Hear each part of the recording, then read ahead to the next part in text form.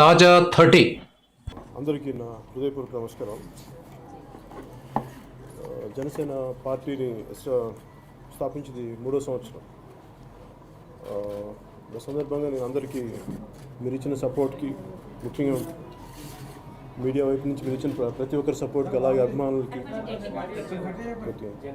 జలుబు వాయిస్ దస్పే అందరికీ నా హృదయపూర్వక నమస్కారాలు. ఈరోజున జనసేన పార్టీ ఆవిర్భావ దినోత్సవం 3వ సంవత్సరం. అది పార్టీకి అన్ని రకాలుగా సహకరించిన మీడియా ప్రతినిధులందరికీ, జర్నలిస్టులకి, ప్రతి ఒక్కరికి ఈ మీ ప్రెస్ మీట్ సందర్భంగా ప్రతి ఒక్కరికి నా హృదయపూర్వక కృతజ్ఞతలు తెలియజేసుకుంటున్నాను. అలాగే పార్టీకి అండదండలుగా ఉన్న అభిమానులకి, పార్టీ సపోర్టర్స్కి, కార్యకర్తలకి, అందరికీ ప్రతి ఒక్కరికి పేరు పేరున నా హృదయపూర్వక ధన్యవాదాలు తెలియజేసుకుంటున్నాను. పార్టీ నిర్మాణ కార్యక్రమాల్లో మొన్న చెప్పాను, స్టార్ట్ చేసిన లాస్ట్ మన మీటింగ్లో చేనేత కార్యక్రమాలు చెప్పాను. సో దానికి తగ్గట్టుగానే ఈ ఆవిర్భావ దినోత్సవ సందర్భంగా ఇది ఈరోజు పోర్టల్ స్టార్ట్ చేయడం జరిగింది. దీని ముఖ్య ఉద్దేశం ఏంటంటే, పార్టీ ఈ పాలసీస్ చేయబోయే ముందు మా థింక్ ట్యాంక్ ఉన్న ఇంటలెక్చువల్ గ్రూప్తో పాటు పబ్లిక్ నుంచి పార్టిసిపేషన్ కావాలని మాకు బలమైన సంకేతాలు రావటం వల్ల దీనిని ఒక ఆల్మోస్ట్ యాజ్ ఆన్ టుడే ఈరోజు మేము ఒక ప్రస్తుతానికి ఒక 32 ఇష్యూస్ లాంటివి ఐడెంటిఫై చేసాం.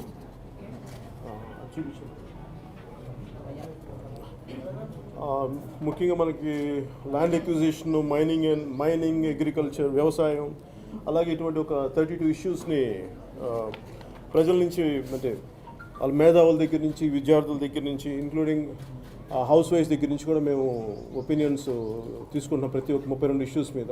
సో ఆ పోర్టల్లోకి ఒకసారి లాగిన్ అయితే మటుకు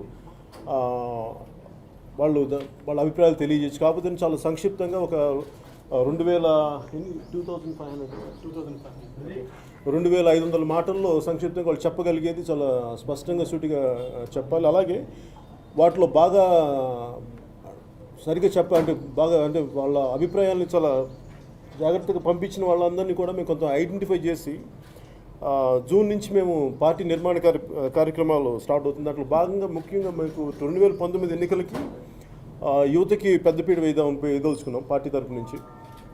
మోర్ దెన్ 60% యూత్ లీడర్షిప్ని మేము టార్గెట్ చేస్తున్నాం.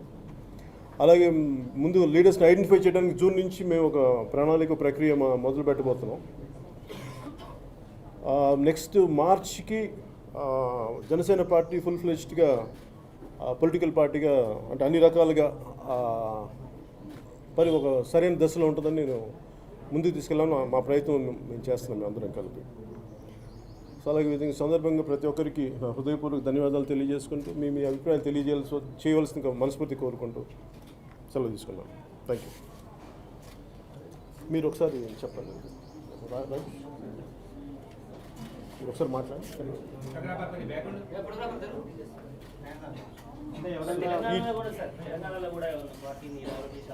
ఉంది అంటే 2 స్టేట్స్లో రిజిస్టర్ చేసాం పార్టీని. 2 స్టేట్ ఎలక్షన్ కమిషన్ నుంచి మాకు గుర్తింపు ఉంది, 2 స్టేట్స్ నుంచి. కాబట్టి దీన్ని ఎలా అంటే, ముందు పార్టీ నిర్మాణ కార్యక్రమాలు చేయబోయే ముందు మాకేంటంటే చాలా బలమైన కార్యకర్తలు ఉన్నారు ప్రతి చోట, ఇంక్లూడింగ్ కర్ణాటక, తమిళనాడు దగ్గర, బోర్డర్ ఏరియాస్లో, ఇంక్లూడింగ్ ఒడిస్సా దగ్గర. కాబట్టి మాకు సమస్యలు ఏంటంటే, ప్రజలు మా మీద, అంటే ఆ కార్యకర్తలు కానీ ప్రజల మీద నమ్మకాన్ని ముందుకు తీసుకెళ్ళగలిగే సరైన యువ నాయకత్వం కోసం, అంటే ఎలాంటి వాళ్ళని తీసుకురావాలి, వాళ్ళు ఎలా బయటకు వస్తారనేది అందరం కూడా చాలామంది రావాలని బయటకు ఉంటుంది. కాకపోతే వాళ్ళందరూ రప్పించే విధానాలు ఏంటనే విధి విధానాల గురించి మేము ఆలోచిస్తున్నాం. దాంట్లో ముందుగా మేము జూన్ నుంచి స్టార్ట్ చేయబోతున్నాం. అది it's too early to say నేను ఎట్లా మేము వాళ్ళని బయటకు రాదలుచుకుంటున్నాం అనేది. అలాగే తెలంగాణలో కూడా ఈక్వల్గా చేయబోతున్నాం. పూర్తి స్థాయిలో పోటీ చేస్తాం వచ్చే ఎన్నికలు 2019. ప్రస్తుతానికి అంటే నాకు పొత్తులు ఇవన్నీ నాకు తెలియదు, కానీ ప్రస్తుతానికి ఖచ్చితంగా పోటీ చేస్తాం. 2 రాష్ట్రాల్లో పోటీ చేస్తాం.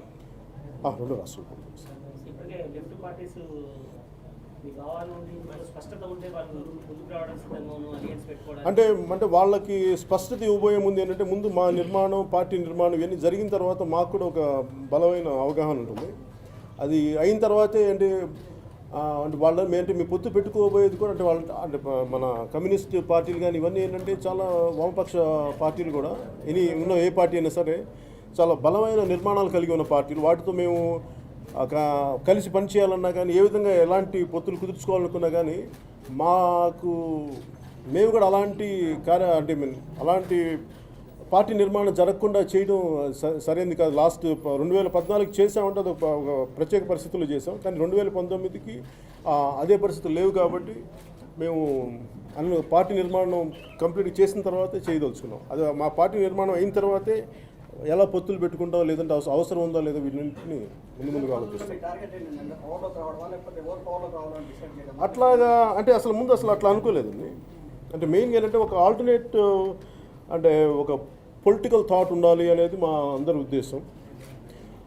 అది పవర్లో తీసుకొస్తారా అనికంటే కూడా మాకు ప్రజా సమస్యల్ని ఎంత బలంగా ముందుకు తీసుకెళ్ళగలం అనే ముఖ్య ఉద్దేశం యాక్చువల్ స్థాపించినప్పుడు. ఎందుకంటే 2014లో మేము మార్చి 14 మేము ఆ రోజు చెప్పినప్పుడు కూడా రాష్ట్ర విభజనని అందరూ ఎవరెవరి పార్టీ కోణాల్లో ఆలోచించారు, కానీ ఒక హోలిస్టిక్ దృష్టితో ఎవరు మాట్లాడలేదు. దాన్ని మేము వచ్చింది కూడా అదే ఉద్దేశంతో మేము స్టార్ట్ చేసాం పార్టీ. ఎవరు కూడా అందరూ సామాన్య జనం బాధపడేది వాళ్ళ ఆలోచన విధానాన్ని ఎవరు ప్రతిబింబించట్లేదు అని చెప్పి ఆ ఉద్దేశంతో మేము దాన్ని ఎగ్జాక్ట్ మేము రిఫ్లెక్ట్ చేస్తూ మాట్లాడాం ఆ రోజు కూడా 2014 కూడా. సో ఇది మోర్ దెన్ పవర్ బేస్డ్. వీటన్నిటికంటే కూడా ముందు ప్రజల సమస్యల్ని ముందుకు ఎలా తీసుకెళ్ళాలి, ఎలా పరిష్కారం మార్గాలు వెతకాలనే ముఖ్య ఉద్దేశం. పవర్ వచ్చినా రాకపోయినా పార్టీ అనేది ప్రజల కోసం ఉంటుంది.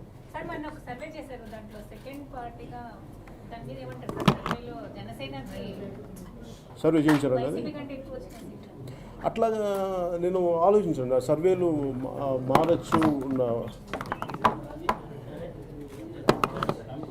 మారచ్చు ఇవన్నీ ఉండొచ్చు, కానీ నేను సర్వేల మీద ఆధారపడి కూడా అంటే ఒకరోజు పాజిటివ్గా రావచ్చు, ఇంకో రోజు నెగిటివ్ రావచ్చు, కానీ మేము ఒక ఖచ్చితమైన ఒక ఆలోచన విధానంతో పార్టీ స్థాపించడం జరిగింది.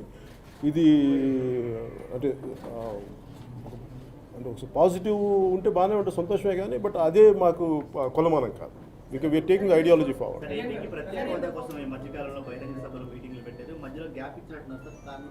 గ్యాప్ ఇవ్వడం అంటే ఫస్ట్ అంటే వాళ్ళందరూ కోరింది ఏంటంటే మాకు ఎగ్జామ్స్ టైం మాకు ఇప్పుడు అందరికీ మన మార్చి నుంచి మా దాకా. అందుకని విద్యార్థి సంఘాలు అందరూ కూడా రిపీటెడ్ రిక్వెస్ట్ వచ్చిన పార్టీ ఆఫీస్కి. సో దానివల్ల కొద్దిగా ఏప్రిల్ మే దాకా ఆలోచిస్తాం.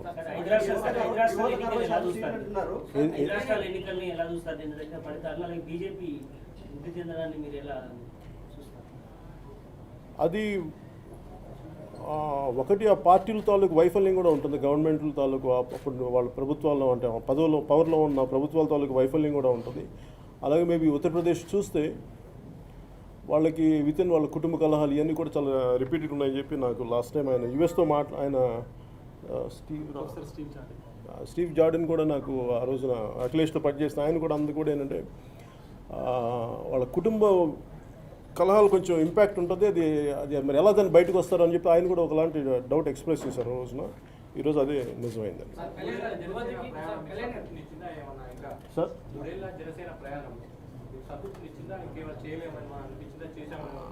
సంతృప్తి వీటన్నిటికంటే కూడా చేసుకుని అంటే మా స్థాయిలో ఎంతవరకు చేసుకుంటే వెళ్ళగలిగామని చేస్తూనే ఉన్నాం. మా పరిమితులు మాకున్నాయి. 100% మేము అనుకున్నది మొత్తం చేయగలిగామంటే ఖచ్చితంగా అంత స్థాయికి రీచ్ అవ్వలేకపోయాం. కాకపోతే ఏంటంటే స్పిరిట్ ఎక్కడ చావలేదు. మేము చేయదలుచుకుని చేస్తూనే ఉన్నాం, కానీ వీ నీడ్ గ్రేటర్ నెట్వర్క్ కావాలి, లాట్ ఆఫ్ పార్టీ నిర్మాణం జరగాలి. దీనివల్ల ఏమవుతుంది, ప్రెసెన్స్ ఎక్కువ ఉంటుంది, ఎక్కువ సమస్యల మీద పోరాటం చేయడానికి శక్తి ఉంటుంది. ప్రస్తుతం శక్తిని సమకూర్చుకుంటున్నాం, అంతవరకు చెప్పగలం.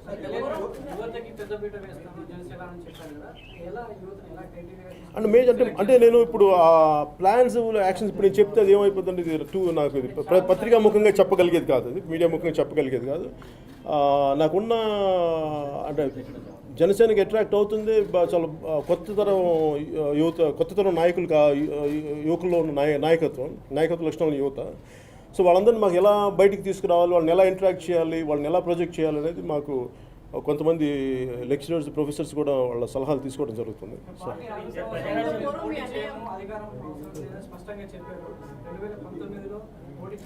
2014 సంగతి అండి మాట్లాడాను. 2014లో అంటే నేను అనేది ఏంటంటే ఒక పార్టీ తాలూకు లక్ష్యం ప్రజల సమస్య మీద పోరాటమే కానీ అంతిమ లక్ష్యం అధికారం కాకూడదన్న ఉద్దేశం తప్ప నేను అంటే ఒకటేంటంటే మన ఆంధ్రప్రదేశ్ సంబంధించినంత వరకు వెనకబడిపోయిన జిల్లా అనంతపూర్. నాకు అనంతపూర్ నుంచి ఎందుకంటే రిప్రజెంట్ చేయాలి అనంతపూర్ నుంచి.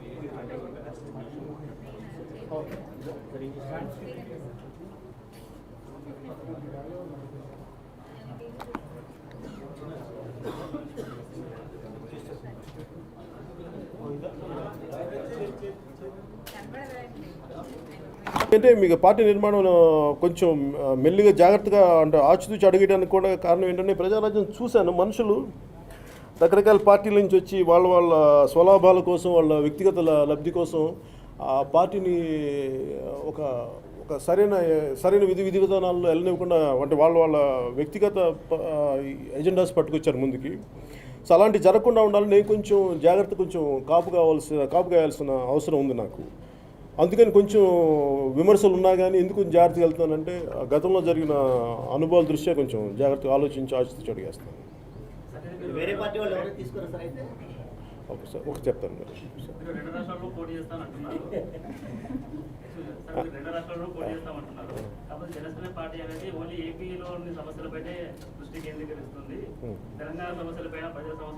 లేదు అంటే మొన్న మీకు స్టార్ట్ చేసిన తెలంగాణ నుంచి మాకు మీరు తెలియాల్సి నేను చాలా ఎక్స్టెన్సివ్గా నేను తెలంగాణలో తిరిగాను పిఆర్పి టైంలో. కాకపోతే ఏంటంటే మొన్న లాస్ట్ టైం మరి కార్పొరేషన్ ఎన్నికలకు కూడా నన్ను చాలా రకాల ఒత్తిళ్ళు వచ్చినా కానీ నన్ను పోటీ చేయమని జనసేనకి. నా ఉద్దేశం ఏంటంటే ఒక పార్టీ టీఆర్ఎస్ పార్టీకి చాలా స్పష్టమైన ప్రజలు మెజారిటీ ఇచ్చినప్పుడు ఆ తీర్పుని గౌరవించాల్సిన అవసరం ఉంది. అలాగే నేను వచ్చి మళ్ళీ కార్పొరేషన్ ఎన్నికల్లో పెట్టి నాకు ఎందుకు దాన్ని అలాంటి రసభాస క్రియేట్ చేయడం నాకు ఇష్టం లేదు. అందుకే పరిపూర్ణమైన ఒక పార్టీ ఒక ప్రభుత్వం సంపూర్ణంగా ఉండాలి అంటే డెవలప్మెంట్ కూడా మళ్ళీ కొంచెం అటు ఇటు లేకుండా ఒకరి చేతిలో ఉంటే బాగుంటుందనే ఉద్దేశంతో నేను అసలు అలాంటి థాట్ లెవెల్ డిస్టర్బెన్స్ దేనికని చెప్పి ముందుకెళ్ళలేదు. నేను ఏపీలో చేస్తాను సార్.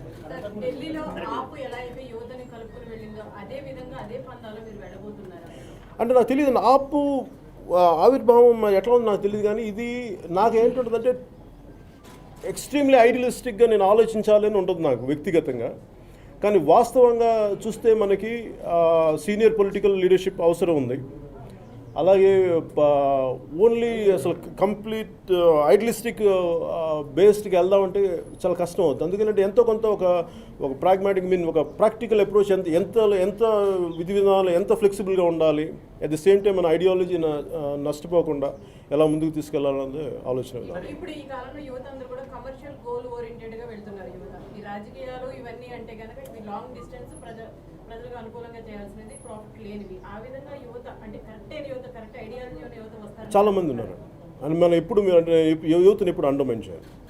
వాళ్ళకి చాలా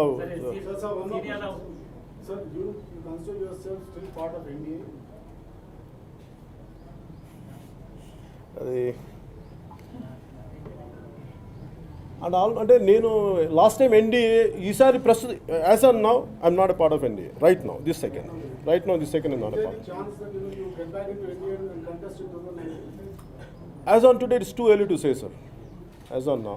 but for me right now because నేను ఎందుకంటే వాళ్ళ సైడ్ నుంచి నేను ఎలాంటి పదవులు తీసుకోలేదు. నేను వాళ్ళకి అంటదని నిస్వార్థంగా చేసింది ఏంటంటే మీరు ఆంధ్రప్రదేశ్ స్పెషల్ కేటగిరీ స్టేట్స్ ప్రత్యేక పరిస్థితులు ఉన్నాయి కాబట్టి ఆదుకుంటారు, నిలబడతారనే ఉద్దేశంతో నేను ఎలాంటి ఆశించకుండా చేశాను. అవి నెరవేర్చినప్పుడు నేను వాళ్ళతో ఎన్డీఏతో ఉన్నాను అనుకోవడం అది ప్రజా వ్యతిరేకమైన ఆలోచన విధానం అవుతుంది. అందుకని నేను దానికి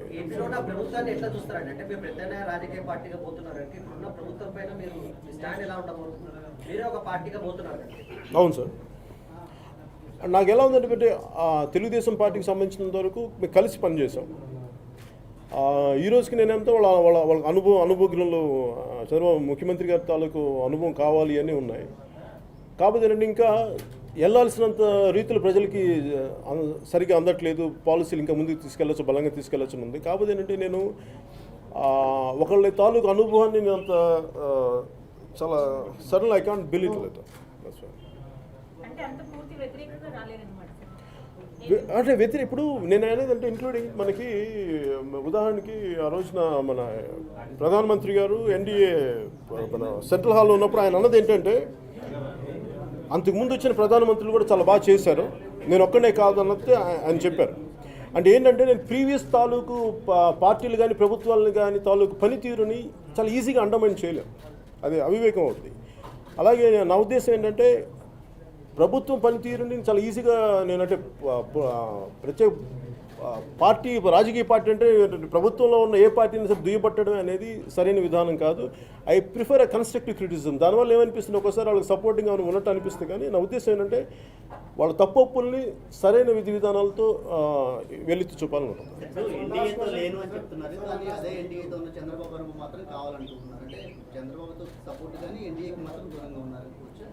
నేను ఎవరికి సపోర్ట్ లేని, ఎవరికి ప్రో ఎవరికి యాంటీ కాదు సార్. I'm pro people. అని నేను అట్లా చెప్పట్లేదు. నేను అంటుంది ఏంటంటే వారి విధి అంటే ప్రభుత్వానికి మీరు వ్యతిరేకంగా ఎందుకు మాట్లాడంటే వ్యతిరేకంగా మాట్లాడతాను, కానీ నేను సరైన విధి విధానాలతోనే మాట్లాడతాను. వాళ్ళు వేలెత్తి చూపడంలో ఒక సరైన కన్స్ట్రక్టివ్ విమర్శ ఉండాలని నేను కోరుకుంటానని చెప్తున్నాను. పరిపక్వత లేకుండా మాట్లాడుతున్నాడు, ఒక అంశాన్ని తీసుకొని ఒక రెండు మాట్లాడేదాన్ని వదిలేస్తున్నాడు అన్నటువంటి ఆరోపణలు తరచుగా వినపడుతున్నాయి. అంటే నా ఉద్దేశం సార్, ఇప్పుడు ఇన్ని పొలిటికల్ పార్టీలు లాస్ట్ ఇన్ని డికేట్స్లో ఎవరు కన్సిస్టెంట్గా ఒక మాట మాట్లాడారండి? ఒక సమస్యను తీసుకొని ఇన్ని సంవత్సరాలు ఏ పొలిటికల్ పార్టీ ఉంది? ఒక చిన్న ఒక ఇంక్లూడింగ్ భీమరావు బాడా ఇష్యూ జరిగింది లాస్ట్ టైం. ఆ రోజుగా 2 రోజులు మాట్లాడతారు, మళ్ళీ మానేస్తారు.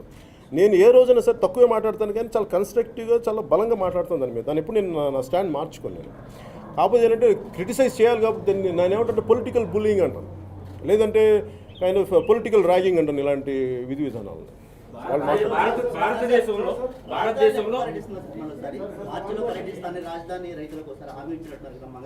ఏంటి సార్ మంగళగిరి వెళ్ళినప్పుడు మార్చిలో రాజధానిలో పర్యటిస్తాను, మరోసారి రైతుల సమస్యలు తెలుసుకుంటున్నారు, వెళ్ళే ఆలోచన ఉంది. ఇంకా ప్రస్తుతానికి ఇంక లేదండి. అంటే నాకు ఈ మొన్న నేను ఎక్కడికి వెళ్ళినప్పుడు నాకు రిపీటెడ్గా వస్తుంది ఏంటంటే అది మన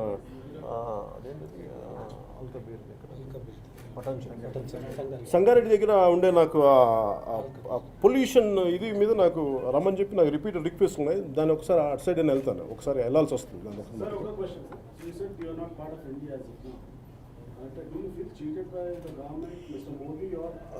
No sir, I don't feel, it's not about getting cheated on something, it's not at a personal level, it is a political party's accountability, sir. No matter whether they are a national party or a state or regional party, I feel they are accountable to people.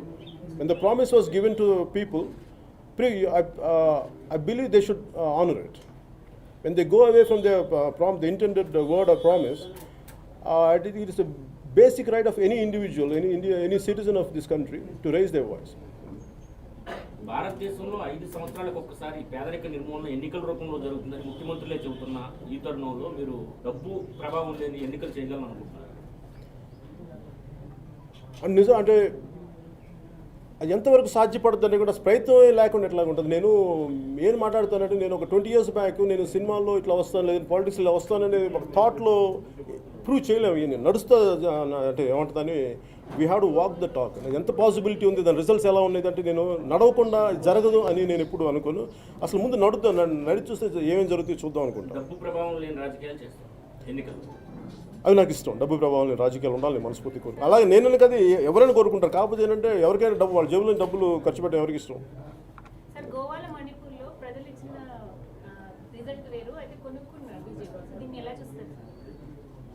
మళ్ళీ చెప్పరా? Goa and మణిపూర్లో ప్రజలు ఇచ్చిన result వేరు, కానీ BJP డబ్బుతో అధికారం అక్కడ చేపట్టింది. మెజారిటీ తక్కువ ఉన్నప్పటికీ అదే నాకు అర్థం అంటే అంత ప్యూరిటానికల్ పొలిటికల్ అట్మాస్ఫియర్ మన కంట్రీలో లేదు. మేబీ 70s తర్వాత అది పోయిందని ఉంది. అది రావాలని కోరుకుందాం.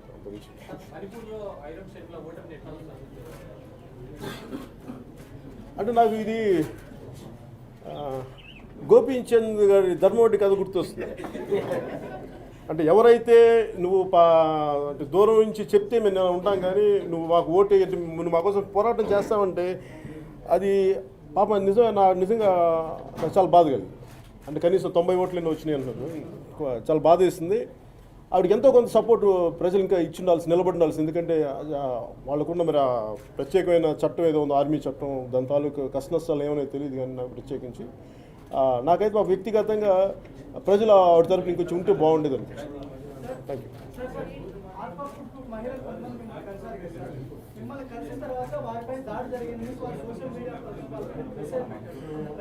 అంటే నాకు ఒక సమస్య సార్, అది ముందుగా వెనకాలదా నా దృష్టికి వచ్చింది, అది ముందుగా వెనకాలదా నాకు తెలియలేదు. అందువల్ల మన వాళ్ళు చూడమని చెప్పారు. అది నన్ను కలవకు ముందు వచ్చిందా కలిసిన తర్వాత వచ్చిందా అనేది నాకు తెలియలేదు. అదొకటి అది నాకు అంటే ఒక పత్రికాముఖంగా మీడియాలో వస్తే నేను నమ్మగలను, కానీ సోషల్ మీడియాలో వచ్చేది అది ఫ్యాబ్రికేటెడ్ లేదా నిజమా ఇవన్నీ ఒకసారి శోధించిన తర్వాతే మాట్లాడాలి. మన మహిళా దినోత్సవం కూడా చాలా మంది మహిళలను అరెస్ట్ చేశారు. దేనికండి? అది సార్ మెగా ఆత్మహత్యకు వ్యతిరేకంగా అంటే ఇది ఆక్వా పార్క్ ఇవన్నీ సమస్యలు ఏంటంటే ఆ ఓనర్స్ కూడా చాలా అంటే బయటికి రావాల్సి వస్తుంది. మేము వాళ్ళని పొల్యూషన్ లేదని అంటున్నారు వాళ్ళు. మరి ఆ పొల్యూషన్ ఎందుకు రావట్లేదని వాళ్ళు ప్రూవ్ చేసుకోవాల్సిన అవసరం కూడా ఆ యాజమాన్యం మీద ఉంది. అలాగే రాష్ట్ర ప్రభుత్వం కూడా ఆ యాజమాన్యం నిజంగా వాళ్ళు అంత చిత్తశుద్ధితో ఉన్నారా, నిజంగా వాళ్ళు ఆ పొల్యూషన్ క్రియేట్ అవ్వబడతా దానివల్ల అనేది వాళ్ళు ప్రూవ్ చేయాల్సిన అవసరం ఉంది. కానీ నేను ఎందుకు దీని గురించి ఎక్కువ మాట్లాడి, నిజంగా వాళ్ళంత పొల్యూషనే క్రియేట్ చేయనప్పుడు రేపు పొద్దున్న దాన్ని పెద్ద స్థాయి గొడవ చేయడానికి కూడా నేను దాని మీద పోరాటం చేయడానికి సిద్ధంగానే ఉన్నాను. కాదు నేను ఎందుకంటే నాకు ప్రభుత్వం కానీ ఓనర్స్ కానీ వాళ్ళు ఏమన్నా పొల్యూషన్ రావద్దు, వాళ్ళకి ఏం ఇబ్బంది లేదు అంటున్నారు. కానీ నిజంగా వచ్చే పరిస్థితులే వస్తే మటుకు దాన్ని ఎలా ముందుకు తీసుకెళ్ళాలో నాకు బాగా తెలుసు. Thank you sir.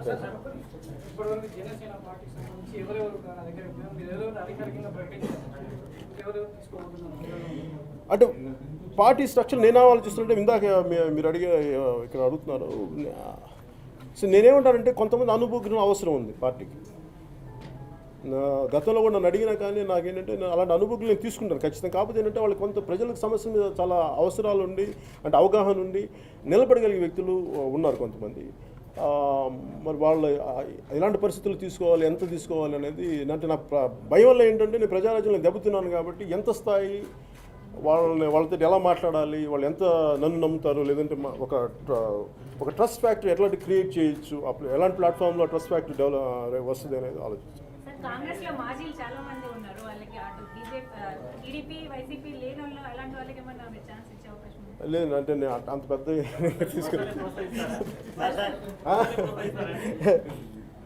ఏదో లేదు. నా ఉద్దేశం ఏంటంటే ఒక యూత్ బేస్డ్ పొలిటికల్ పార్టీ చాలామంది వాల్యూ బేస్డ్ ఒక ప్రయత్నం అయితే చేస్తున్నాం. చూడాలి ఎంతవరకు సహకరిస్తాం.